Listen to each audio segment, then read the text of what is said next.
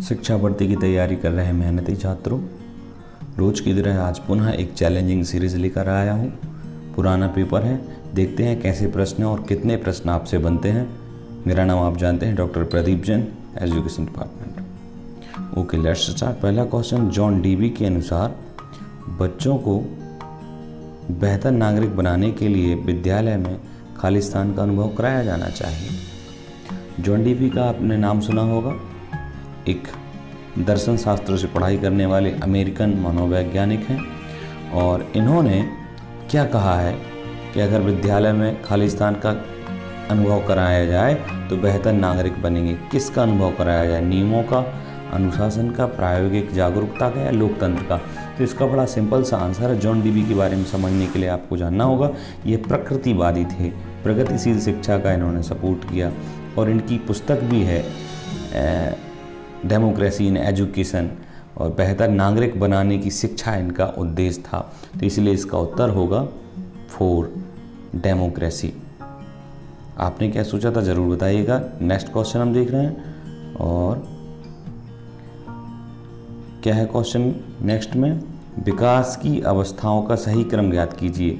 ये बड़ा सरल देखने में ही लग रहा है। विकास की अवस्थाओं का सही क्रम ज्ञात करना है।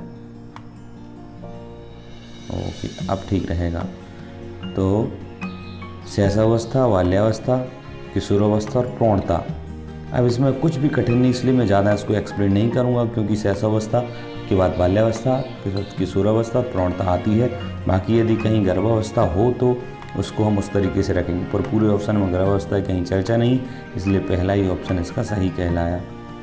अब नेक्स्ट क्वेश्चन पर चलते हैं। गरीब बच्चों के विकास के लिए प्रमुख वातावरणीय जोखिम कारक है। ये क्वेश्चन थोड़ा अच्छा नहीं माना जाएगा, क्योंकि अलग अलग अपेक्षाओं से, अलग अलग देशों की अपेक्षाओं से अलग अलग कारण हैं। हाँ, अगर भारत की अपेक्षा से कहा जाए तो देखते हैं, गरीब बच्चों के विकास के लिए प्रमुख वातावरणीय कारक है तो डायरिया, दस्त आदि से होता है, HIV, चेचक और मधुमेह। तो आप जानते हैं, डायरिया जानते हैं, HIV जानते हैं, चेचक चिकन पॉक्स माता, और मधुमेह डायबिटीज जो है। तो इनमें से प्रमुख वातावरणीय कारक HIV को माना गया है, पर और भी, क्योंकि चेचक का इलाज भी है और पुराना भी है बहुत इससे, तो इसको मुख्य माना है। नेक्स्ट क्वेश्चन चलते हैं, क्या है? किशोर अपराधी के उपचारात्मक उपाय खालिस्तान है। तो किशोर अपराधी के उपचारात्मक उपाय खालिस्तान क्या है? कठोर अनुशासन बनाए रखेंगे, पुनर्वास और सुधार कार्यक्रम, पृथक उपचार या कठोर दंड? आप बताइएगा। तो इसका आंसर रहेगा कठोर अनुशासन और पृथक उपचार। पृथक उपचार और कठोर दंड की व्यवस्था है ही नहीं, और कठोर अनुशासन की व्यवस्था भी है नहीं। पुनर्वास और सुधार कार्यक्रम, पुनर्वास केंद्र कहीं बहुत जगह बनाए भी जाते हैं, तो इसका आंसर रहेगा 2। नेक्स्ट क्वेश्चन हम देखते हैं, क्या है? कौन सा सिद्धांत निजी भाषण और आत्मनियमन को प्रोत्साहित करता है? अब चूंकि इन्होंने विच थ्योरी या कौन सा सिद्धांत पूछा है, और वहाँ पर सिद्धांत का नाम न दे करके ये लोग किसका नाम दे रहे हैं? सिद्धांत के प्रतिपादक का नाम दे रहे हैं। जैसे जेरोम ब्रूनर, नाम सुना होगा आपने, संरचना, और जीन पियाजे, हैटी और लेवात्सकी। तो मेरे ख्याल से जेरोम ब्रूनर का नाम तो आपने सुना होगा, क्योंकि इन्होंने संज्ञानात्मक विकास भी दिया है और साथ ही साथ संरचनात्मक अधिगम का सिद्धांत दिया है। विकास में इन्होंने संज्ञानात्मक दिया है, अधिगम में संरचनात्मक दिया है। और इसके साथ साथ ये भी पुनर्बलन और दंड आदि के समर्थक थे, जेरोम ब्रूनर। जीन पियाजे भी संज्ञानात्मक विकास से संबंधित हैं। हैटी, ये पुराने नहीं हैं, जेरोम ब्रूनर या जीन पियाजे ऐसे पुराने नहीं, जॉन हैटी इनका नाम है, और उन्होंने विजुअल लर्निंग का सिस्टम दिया है, अभी भी हैं। लेवात्सकी नाम कौन नहीं जानता? लेवात्सकी मनोसांस्कृतिक सिस्टम में आया है इनकी। तो ये इनका मानना है लेवात्सकी का, इन्हीं के सिद्धांत जो है, इन्हीं के सिद्धांत को आधार बना करके जीन पियाजे ने अपने सिद्धांत को डेवलप किया है, जिनमें लेवात्सकी में सामाजिक अधिगम वाला जो है, जिसमें इसका फोल्डिंग और सहायता करके सीखना होता है, बालक सीखता है। तो लेवात्सकी के सिद्धांत में ही आत्मनियमन और निजी भाषण की चर्चा की गई है। कई बार प्रश्न ये भी पूछ लिया जाता है निजी भाषण की परिभाषा आदि से, तो आप बिल्कुल ध्यान रखिएगा। निजी भाषण और आत्मनियमन की चर्चा किसने की है? लेव वाइगोत्स्की, ठीक है। खेल आदि को बहुत महत्व दिया, खेल के मैदान को इन्होंने। नेक्स्ट क्वेश्चन दे रहे हैं, निम्नलिखित में से कौन भावनात्मक बुद्धिमत्ता का एक पहलू नहीं है? नहीं है कहा है इन्होंने, ठीक है। तो अभिव्यक्ति, मूल्यांकन, परिवर्तन या विनिमय। तो पहले तो हम ये समझ लें भावनात्मक बुद्धिमत्ता क्या है। तो भावनात्मक बुद्धिमत्ता एक तरह से संवेगों से निकलती है। संवेगों पर नियंत्रण करना, उनका सही जगह उपयोग करना ही भावनात्मक बुद्धिमत्ता के अंतर्गत आता है। गोलमैन ने इसका सबसे पहले सिद्धांत दिया था भावनात्मक बुद्धिमत्ता का, और एक बात उन्होंने कही थी कि यदि व्यक्ति सफल होता है तो 80% भावनात्मक बुद्धि और 20% मेंटल अर्थात संज्ञानात्मक बुद्धि काम करती है। अर्थात उनकी अपेक्षा से भावनात्मक बुद्धि सबसे बड़ी बुद्धि होती है, और ये मुझे भी लगता है। और भावनात्मक बुद्धि का एक पहलू नहीं, वो है परिवर्तन।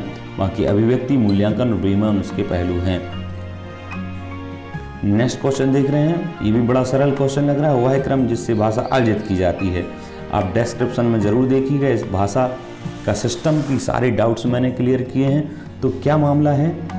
वह क्रम जिससे भाषा अर्जित की जाती है। तो भाषा जब कोई बालक सीखता है तो सबसे पहले वो सुनता है, तो श्रवण यहाँ पर 2 जगह पहले दिया है। फिर उसके बाद वो बोलता है, तो कथन यहाँ दिया है और यहाँ भी कथन दिया है। फिर वो पढ़ता है, तो पठन यहाँ दिया है, और फिर लिखता है। तो ये चौथा सही कहलाया HPRW, ठीक है, HSRW, हाँ ठीक है। ओके, नेक्स्ट क्वेश्चन देख रहे हैं हम लोग। सामान्य छात्रों के साथ साथ वंचित छात्रों के समूह को दी जाने वाली शिक्षा का प्रकार निम्न कहलाता है। ये बड़ा सरल क्वेश्चन है, और समावेशी शिक्षा की परिभाषा भी यही है, सबसे बन गया होगा ये तो। नेक्स्ट क्वेश्चन हम देखते हैं, सेवाओं की प्रमुख मुख्य प्रणाली से बाहर रखने की अवस्था को खालिस्तान कहा जाता है।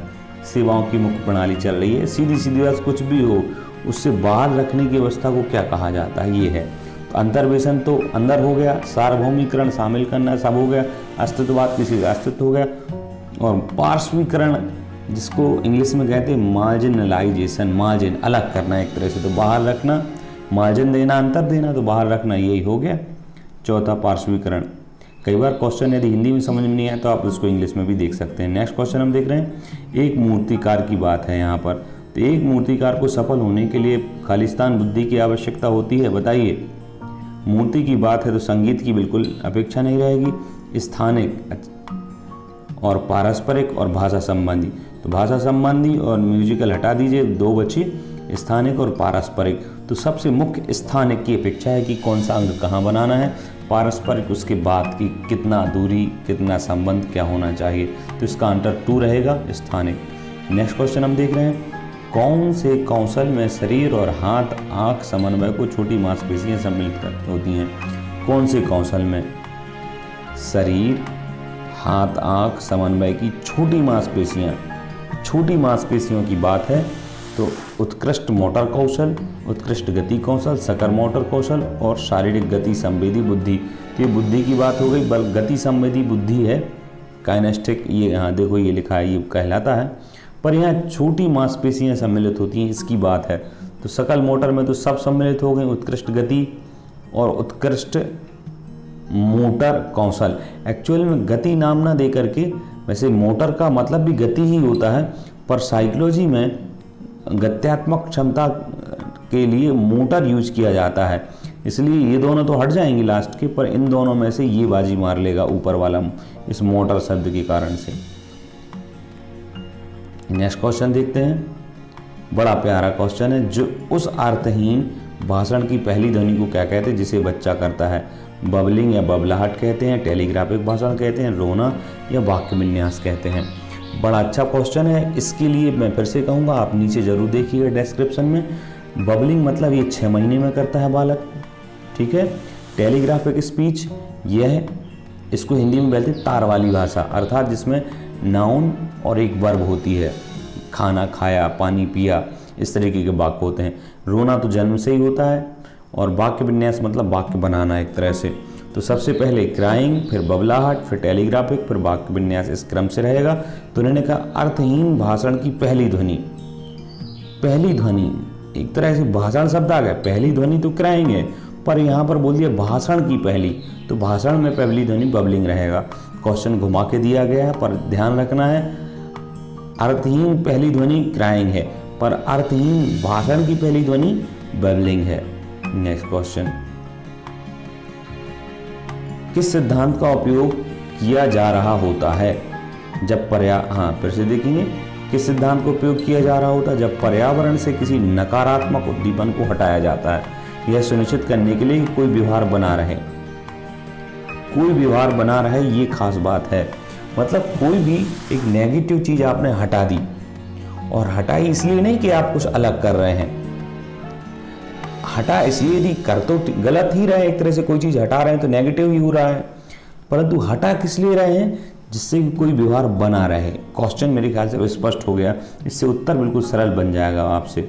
ठीक है, बताइए सकारात्मक दंड है ये सकारात्मक पुनर्बलन है, नकारात्मक दंड है, नकारात्मक पुनर्बलन है। तो पहली बात तो हटाना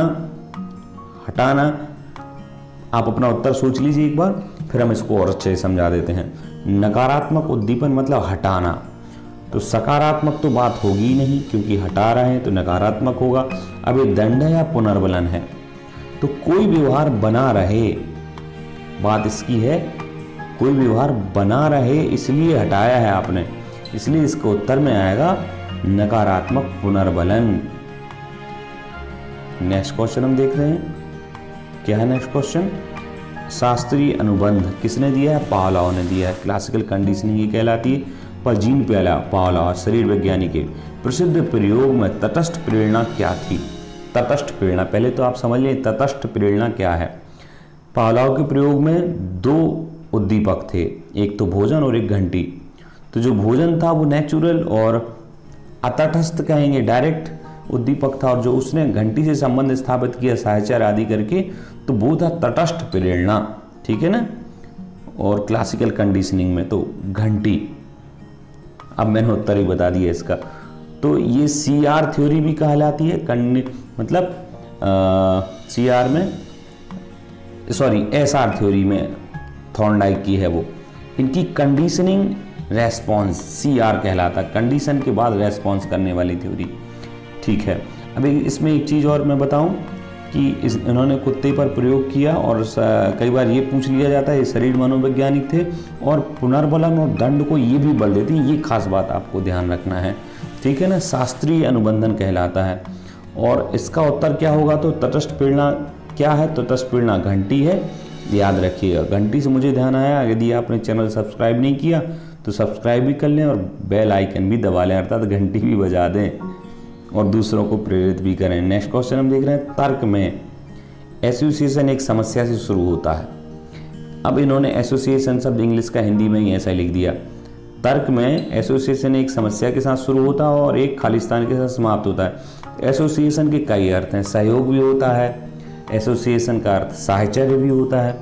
तो यहाँ पर तर्क में सहयोग एक समस्या से शुरू होता है और खालिस्तान में समाप्त होता है। स्वप्न में, समस्या में, समाधान में और सभी में। सरल आंसर है, आप अपना सोच लीजिए। तो समस्या से शुरू नहीं होगी, अगर एसोसिएशन एक समस्या से शुरू होता है और समस्या कोई है तो समाधान की ओर जाएगी, भले ही समाधान कैसा भी हो, सही गलत अच्छा बुरा, तो इसका आंसर रहेगा समाधान। नेक्स्ट क्वेश्चन हम देख रहे हैं, क्या है भाई, बुद्धि के विकास के संबंध में, बुद्धि के विकास के संबंध में क्या बात हो रही है। जुड़वा अध्ययनों के परिणाम इंगित करते हैं। हाँ, अच्छा क्वेश्चन है। जुड़वा मतलब युग्म, तो बुद्धि विकास के संबंध में ये दो युग्म देंगे हर बात पे। कौन कौन से दे रहे हैं देखते हैं हम। ये ना आनुवांशिक और ना ही वातावरणीय कारक महत्वपूर्ण है। पहला कहाँ है, और पहला भी खा गए हम लगता है, पहला ये दिया है। आनुवांशिक और वातावरणीय दोनों कारक महत्वपूर्ण हैं, तो यहाँ ज़्यादा सोचने जैसी कोई बात नहीं है। आनुवांशिक और वातावरणीय दोनों कारक महत्वपूर्ण हैं, बाकी ऑप्शन आप देखिए ही मत। नेक्स्ट क्वेश्चन फिर से शास्त्रीय अनुकूलन, वही क्लासिकल कंडीशनिंग पावलोव से संबंधित आ गया, पर पावलोव के सिद्धांत ने वर्तमान में विद्यालयों में व्यवहार प्रबंधन पर इसको हटा ही देते हैं फोटो को। ठीक है, व्यवहार प्रबंधन पर अनुसंधान को किस प्रकार प्रभावित किया है? सीधी सीधी बात, पावलोव के सिद्धांत ने विद्यालयों में व्यवहार प्रबंधन पर अनुसंधान को किस प्रकार प्रभावित किया है? समझेंगे। शिक्षक रचना करते हैं, चीज़ों को संबंधित परिप्रेक्ष्य में रखते हैं और शिक्षक के मुख्य कार्य पर वापस आते हैं। यहाँ शिक्षण की बात आ गई, अधिगम बालक की तो कोई बात ही नहीं, इसलिए ऑप्शन नहीं रहेगा। शिक्षक को कक्षा में हो रही हर छोटी बड़ी बात पर ध्यान देना चाहिए, बात सही है, पर इसका इस चैनल से मतलब इस शास्त्रीय अनुकूलन से संबंध कहीं नज़र नहीं आ रहा है। शिक्षकों के पास स्पष्ट पाठ लक्ष्य होता है, ठीक है, और समूह कार्य का उचित उपयोग करते हैं। यहाँ तक बात ठीक थी, पर समूह कार्य यहाँ कहाँ से आ गया शास्त्रीय अनुकूलन में? इसको भी हटा देना होगा। अंत में क्या है? शिक्षक द्वारा बच्चों को जागरूक करना चाहिए, ठीक है। जैसे पावलोव भोजन से पहले कुत्ता सीखा ही रहता है, पर घंटी आदि से जागरूक करता है कि वो अच्छा व्यवहार क्या है, इसके प्रति जागरूक, उसके लिए प्रोत्साहन, भोजन प्रोत्साहन के रूप में काम करता है। शिक्षक द्वारा नकारात्मक व्यवहार या हतोत्साहित करने के लिए दंड भी देना चाहिए। शास्त्रीय है, पुराना है, तो ये ही पूरा आंसर इसका सही रहेगा, क्योंकि ये घटित भी हो रहा है उनके सिद्धांत में। क्वेश्चन भी यही पूछा है कि पावलोव के सिद्धांत ने वर्तमान में विद्यालयों में व्यवहार प्रबंधन पर अनुसंधान किस प्रकार प्रभावित किया है? यही चौथा आंसर ऑप्शन रहेगा इसका। नेक्स्ट क्वेश्चन हम देख रहे हैं, बच्चे आमतौर पर डर से संबंधित भावनाओं को महसूस करते हैं, उनमें निम्न होता है। डर से संबंधित भावनाएं समझेंगे पहले तो डर से संबंधित जो फीलिंग्स हैं उसको महसूस करते हैं। क्यों महसूस करते हैं, उनमें ऐसा क्या होता है? सबसे पहले दिया है बाइपोलर डिसऑर्डर। ये बाइपोलर डिसऑर्डर क्या है? तो बाइपोलर डिसऑर्डर है एक तरह से मूड चेंजिंग, अचानक से सडनली जैसे गजनी टाइप कुछ सोच रहे हैं, कुछ और दिमाग सोचने लगता है, मूड चेंज हो जाता है अलग अलग। ADHD आपको पहले भी बताया कई बार, अटेंशन डिफ्लिक्ट हाइपरसिटी और डिसऑर्डर, ये ADHD का मतलब है। ऑटिज्म मतलब स्वलीनता है, अपने ही में मस्त हैं, और चिंता एंजाइटी डिजाइटर मतलब एक तरह से टेंशन कह सकते हैं। तो इसका आंसर यही रहेगा, संबंधित भावनाओं का डर, तो डर यही है, चिंता से संबंधित है डर। खालिस्तान दृष्टिकोण के अनुसार वयस्कों के रूप में व्यवहार करने के लिए बचपन एक केंद्रीय कारक बन गया है। फिर समझिए कि खालिस्तान दृष्टिकोण के अनुसार, किसके अनुसार या किसकी मान्यता है? वयस्कों के रूप में व्यवहार के लिए बचपन एक केंद्रीय कारक बन गया है। वयस्कों के रूप में व्यवहार और उसका आधार या केंद्रीय कारक क्या है? बचपन। ये किसने माना है? तो ये इस तरीके की बात आपको पता है सिगमंड फ्राइड ने करी है, ठीक है, जिन्होंने 5 अवस्थाएं बताई हैं विकास में, किशोरावस्था की बात करी है। तो उनका सिस्टम कौन सा है आप जानते होंगे, मनोविश्लेषणात्मक विधि के प्रतिपादक ही हैं सिगमंड फ्राइड, तो यही आंसर इसका रहेगा। नेक्स्ट क्वेश्चन हम देख रहे हैं, कुछ बच्चे अधिक प्रक्रिया करने में सक्षम होते हैं जब जानकारी दृष्टिगत रूप से प्रस्तुत होती है, दृष्टिगत रूप से प्रस्तुत होती है, यह उनके खालिस्तान को संदर्भित करता है। देखो कुछ बच्चों की बात है जो अधिक प्रक्रिया करने में सक्षम हैं, पर कब? जब जानकारी दृष्टिगत रूप से प्रस्तुत हो। अन्य की अपेक्षा कुछ बच्चे ऐसे हैं जब दिखाकर कोई जानकारी दी जाए, सुनाने की अपेक्षा या अनुभव कराने की अपेक्षा, तो वो ज़्यादा उनको सक्षम ज़्यादा होते उसको एक्सेप्ट करने में, सीखने में। तो ये किस बात को संदर्भित करता है? प्राथमिकताओं को, विचारों को, रुचियों को या अधिगम शैलियों को? तो प्राथमिकता तो बच्चे की अपेक्षा से आंसर है। यहाँ पूछा है किस बात को संदर्भित करता है?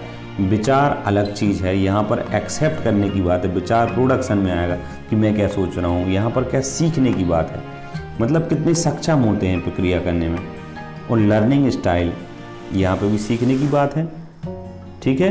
तो लर्निंग स्टाइल से क्या मतलब है, इसको देख। लर्निंग स्टाइल से मतलब वो बालक कोई देखकर सुनता सीखता है, कोई सुनकर सीखता है, कोई अनुभव करके सीखता है, कोई सुनकर, अलग अलग तरीके से लोग, कोई पढ़कर, कोई लिखकर सीखता है। तो ये अधिगम शैली अपनी अपनी तरीका है, कोई देखकर ही सीखता है, देखकर ज़्यादा बेटर सीखता है, तो ये अधिगम शैली ही कहलाएगी। अधिगम का स्टाइल कि हम देखकर ही सीखते हैं ज़्यादातर, कुछ लोग अनुभव करके सीखते हैं। विद्यालय में मार्गदर्शन प्राप्त करने के लिए, क्या लिखा है? विद्यालय में आप हैं, मार्गदर्शन प्राप्त करने के लिए किसी व्यक्ति का मुख्य ध्यान किस पर फोकस होना चाहिए? बाजू वाले दोस्त पर, अपने माता पिता पर, पड़ोसियों पर और स्वयं पर। कुछ लोग कहेंगे माता पिता को याद रखना चाहिए हमेशा, नहीं। यहाँ पर जब भी आप किसी मार्गदर्शन प्राप्त करने के लिए किसी व्यक्ति का ध्यान स्वयं पर होना चाहिए कि मुझे क्या ज़रूरत है, मुझे क्या सुनना है, मेरी कमियाँ क्या है, मेरी समस्या क्या है। तो इसका आंसर रहेगा स्वयं। नेक्स्ट क्वेश्चन हम देख रहे हैं, बोबो गुड़िया। बोबो गुड़िया का प्रयोग प्रस्तावित किया था। अभी बोबो गुड़िया का प्रयोग किसने प्रस्तावित किया था? आप देख लीजिए, बोबो का बा और यहाँ पर वाइगोत्स्की, पावलोव, एरिक एरिक्सन और बंडूरा। ठीक है, अब मैंने थोड़ी सी ट्रिक तो बताई दी है, तो एरिक एरिक्सन और पावलोव हटा दीजिए। पावलोव ने पेंडुलम का प्रयोग किया था किशोरावस्था के संबंध में। एरिक एरिक्सन मनोसामाजिक अलग हैं। बोबो का बा और बंडूरा का बा आप ध्यान से रखिएगा। तो बंडूरा ने जो सामाजिक अधिगम का सिद्धांत दिया है ना, उन्होंने, आप चित्र में भी देखेंगे तो किस तरीके से, एक लंबी कहानी है किस तरीके से उन्होंने प्रयोग किया था। ज़्यादा इसको डिफाइन नहीं करूँगा, टाइम लगेगा, पर इतना ध्यान रखना है कि बोबो गुड़िया के आधार पर इन्होंने सामाजिक अधिगम की बहुत अच्छी व्याख्या करी है बच्चों को पिक्चर दिखा करके। तो ये बोबो से बा और बंडूरा का बा याद रखना, तो इसका उत्तर रहेगा बंडूरा। नेक्स्ट क्वेश्चन है, आप देखते हैं, कौन मानता था कि शिक्षकों द्वारा छात्रों को शोध और रचना में प्रवीण करने के लिए उनकी प्राकृतिक प्रवृत्ति उभारना चाहिए? शिक्षकों द्वारा छात्रों को शोध और रचना में प्रवीण करने के लिए उनकी प्राकृतिक प्रवृत्ति उभारना चाहिए। जीन पियाजे, संज्ञानात्मक, जीन लावे, जॉन फेरेल और जैन ड्यूई। थोड़ी देर पहले ही मैंने ऐसा ही क्वेश्चन कुछ था तो उसमें बताया था कि जो जॉन ड्यूई अमेरिकी मनोवैज्ञानिक थे, उन्होंने लोकतंत्र और प्रकृतिवादी शिक्षा पर ज़्यादा जोर दिया, तो इसलिए प्रकृति शिक्षा उभारनी चाहिए, जॉन ड्यूई से जुड़ी हुई है। नेक्स्ट क्वेश्चन, मास्लो के आवश्यकता पदानुक्रम में शीर्ष अवस्था की आवश्यकता को निम्न रूप से जाना जाता है। मास्लो का पिरामिड वाला आपने सुना होगा, आप चित्र में भी देख सकते हैं, मैं एडिट करके लगा दूंगा। तो जो मास्लो का यह आवश्यकता पदानुक्रम सिस्टम है, सिद्धांत है ना, नीड कहते हैं जैसे, तो इसमें सबसे पहले जो पिरामिड में उन्होंने 5 स्तर बताया, उनमें सबसे पहला कौन सा है? दक्षता या आवश्यकता का है, दक्षता आवश्यकता का है, विकास आवश्यकता का है, महत्वपूर्ण आवश्यकता का है, न्यून आवश्यकता का है। उन्होंने आवश्यकता आवश्यक जीवन की अनेक अलग अलग आवश्यकताओं को ग्रुप में डिवाइड कर दिया है। तो यहाँ पर सबसे पहले नंबर पर उन्होंने ग्रोथ की आवश्यकता को रखा है, विकास की आवश्यकता को। हाँ, माता पिता लिंग स्टीरियोटाइपिंग में कैसे सहायता करते हैं? ये क्या है स्टीरियोटाइपिंग? आप इसको बिल्कुल परेशान मत होइए, जैसे सरलता से समझते हैं। कार चलाना है तो उसमें कार में क्या पकड़ना होता है? स्टीयरिंग पकड़ना होता है। तो स्टीयरिंग को आप जिस तरफ घुमाएंगे उसी तरफ गाड़ी घूमेगी ना। वैसे यहाँ पर माता पिता लिंग स्टीरियोटाइपिंग में कैसे सहायता करते हैं? मतलब लड़की हुई तो लड़की को लड़की के काम दिलाने में या लड़की से संबंधित आदतें सिखाने में कैसे सहायता करते हैं? पुरुष को पुरुष संबंधी कार्यों में या रूढ़िवादिता से जो चले आ रहे पुरुषों के संबंध में बातें हैं, उनको कैसे सिखाते हैं? माता पिता क्या करते हैं ऐसा कि जो बालक बालकों जैसे कपड़े पहनेगा या बातें करेगा या क्रियाएँ करेगा और बालिका बालिकाओं जैसे, तो वो क्या करते हैं ऐसा? तो बचपन के साथी समूहों को लिंग लाइन्स के हिसाब से अलग किया जाता है? बिल्कुल नहीं, ऐसा तो नहीं है। स्कूल पुरुष और महिला छात्रों के लिए विभिन्न शैक्षणिक विषयों पर जोर देते हैं? ऐसा भी कुछ नहीं, सब समान शिक्षा है।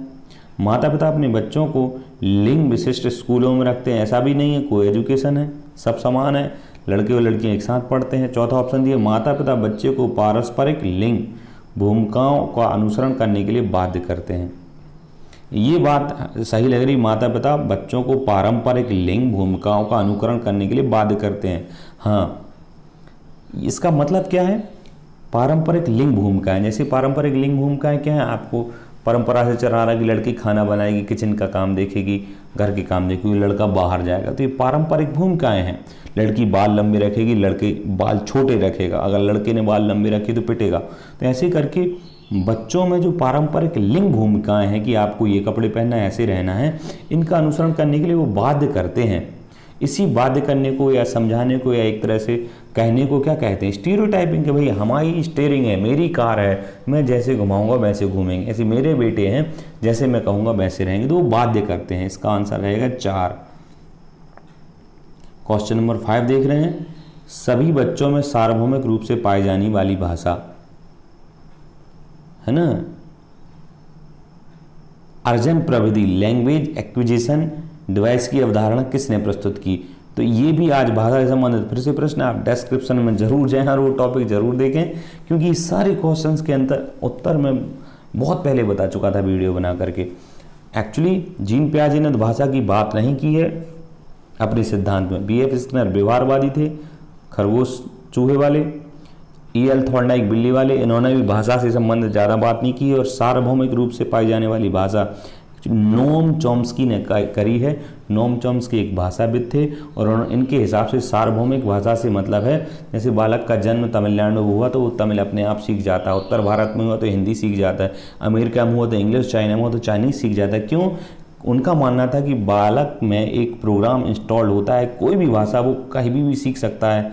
ऐसा नहीं कि तमिल वाले बच्चे भाषा नहीं सीखते हैं।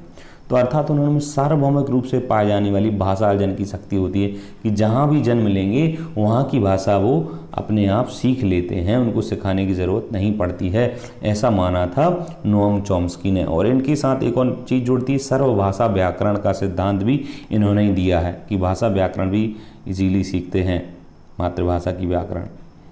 नेक्स्ट क्वेश्चन हम देख रहे हैं क्या है, अनुबंधित उद्दीपक और अनुबंधित अनुक्रिया के बीच संबंध के क्रमिक ठहराव का वर्णन करने के लिए किस शब्द का प्रयोग किया जाता है? ये पुनः पावलाव से संबंधित आ गया। अनुबंधित उद्दीपक क्या है? घंटी है। और अननुबंधित मतलब बांधा नहीं गया, बनाया नहीं गया, नॉर्मल है, नेचुरल है, तो अननुबंधित है। तो अननुबंधित जो भोजन है और अनुबंधित उद्दीपक है, इन दोनों के बीच संबंध के क्रमिक ठहराव को वर्णन करने के लिए इन दोनों में संबंध हो गया अब और सीख भी लिया, तो इसके लिए उन्होंने क्या शब्द का प्रयोग किया? ये याद करने वाला मैटर है, ठीक है। पुनर्बलन अनुसूची बिल्कुल नहीं, दंड भी नहीं, ये तो बनाने की बात है, दंड अलग चीज़ है। निरूपण है, शेपिंग, शेप देना है। थोड़ा आप दिमाग लगा सकते हैं कि सर सीख रहा है तो शेप देना है, नहीं, उन्होंने इस शब्द के लिए एक्सटिंक्शन प्रयोग किया है, विलोप, ठीक है ना, इसलिए आपको याद ही रखना है। तो नेक्स्ट क्वेश्चन देखते हैं, एक विशेष आवश्यकता वाले बच्चों को अलग करने वाली सबसे महत्वपूर्ण विशेषता है। सीधी सीधी बात है, 4 ऑप्शन दिए, उनमें से ये पूछा है कि इन 4 ऑप्शन में से एक विशेष आवश्यकता वाला बच्चा है, तो वाले बच्चे को अलग करने वाली जैसे 100 बच्चे हैं तो 100 में से एक विशेष आवश्यकता वाला जो बच्चा है वो अलग किस आधार पर है, किस आधार पर अलग है? जिसे अपना गृहकार पूरा करने में समस्या का सामना करना पड़ता है, इस आधार पर अलग है क्या? बहुत सारे बच्चों को समस्या का सामना करना पड़ता है। जिसकी क्षमता औसत बच्चे से भिन्न होती है, ये कारण है क्या? जिसके साथियों के साथ खराब संबंध है, एकेडमी में अच्छा प्रदर्शन नहीं करते हैं। अब नॉर्मली एक विशेष बच्चा आवश्यकता वाले बच्चे को अलग करने वाली सबसे महत्वपूर्ण विशेषता यही है कि वो औसत बच्चों से भिन्न होगा, बाकी सब जैसा ना होकर के अलग होगा। नॉर्मल सी बात है, लिंक ही जुड़ रहा है। नेक्स्ट क्वेश्चन देखते हैं, सामग्री को आसान बनाने के लिए प्रस्तुत करने के नियमों को कहा जाता है। शिक्षण की विधि, ये तो तरीका है, मेथड कहलाता है। शिक्षण की रणनीति या प्लानिंग हो गई, स्ट्रेटजी हो गई। शिक्षण सूत्र या शिक्षण की तकनीक, तकनीक जब आप पढ़ा रहे हैं तो किस तरीके से पढ़ा रहे हैं, परंतु सामग्री को आसान बनाने के लिए नियम कौन से, उन नियमों को शिक्षण सूत्र कहा जाता है। मैगजीन्स ऑफ टीचिंग, मतलब कौन कौन से सूत्र हैं, तो जैसे कहा जाए सरल से कठिन की ओर, ज्ञात से अज्ञात की ओर, मूर्त से अमूर्त की ओर, ये सूत्र हैं, ये आपको ध्यान देना होगा। नेक्स्ट और अंतिम क्वेश्चन देख रहे हैं, आप जरूर बताइएगा इस क्वेश्चन के बाद कि आपके कितने नंबर आएंगे, और अपने दोस्तों को फॉरवर्ड भी करना है और साथ ही साथ बेल आइकन सब्सक्राइब करना है। तो शब्द प्रमस्तिक अंगघात, खाली शब्द प्रमस्तिक अंगघात सेरेब्रल पॉल्सी को खालिस्तान द्वारा प्रस्तावित और लोकप्रिय बनाया गया। गार्डनर या पियाजे या डॉक्टर विलियम जॉन लिटिल या सर विलियम ओसलर, किसने इसको बनाया, ये क्वेश्चन पूछा है। तब ये याद करने वाला क्वेश्चन है, तो विलियम तो याद रहेगा ही रहेगा आपको, ठीक है। और ओसलर, और ध्यान रखना है कि सेरेब्रल पॉल्सी को किसने दिया, ओसलर ने, ठीक है। बाकी गार्डनर और पियाजे, गार्डनर तो वातावरण को मुख्यता दी है, पियाजे ने संज्ञानात्मक विकास की बात करी है, ठीक है। तो प्रमस्तिष्क घात बुद्धि और स्मृति से संबंधित बात है, तो विलियम ओसलर ने दी है। आप बताइएगा आपके इस पेपर में कितने नंबर बने हैं। आज के लिए धन्यवाद।